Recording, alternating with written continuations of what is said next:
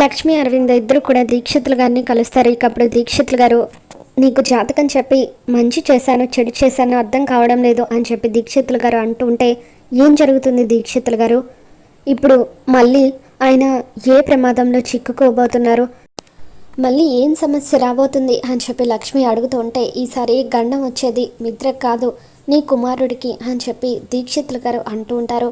ఏంటి దీక్షితులు గారు మీరు అనేది, నా కొడుక్కి గండం రావడం ఏంటి అని లక్ష్మి అంటూ ఉంటే, అప్పుడు దీక్షితులు గారు, నీ కొడుకు మిత్ర రక్తంతో పాటు గండాలను కూడా వారసత్వంగా పొందాడు. ఇప్పుడు తండ్రితో పాటు కొడుకు కూడా గండం ఉంటుంది, ఇద్దరు కూడా చాలా జాగ్రత్తగా ఉండాలి అని చెప్పి అలా దీక్షితులు గారు చెబుతూ ఉంటారు. ఇక దాంతో లక్ష్మి ఎంతగానో కంగారు పడిపోతూ ఉంటుంది. మరోపక్క మిత్ర జున్ను ఇద్దరు కార్లో వెళ్తూ ఉంటారు. మరి వాళ్ళిద్దరికి ఏదైనా ప్రమాదం జరగబోతుందా, ఏం జరగబోతుందో మళ్ళీ మన ఛానల్లో తెలుసుకుందాం. మీకు కనుక ఈ వీడియో నచ్చినట్లయితే అప్పుడు లైక్ చేయండి. Thanks for watching.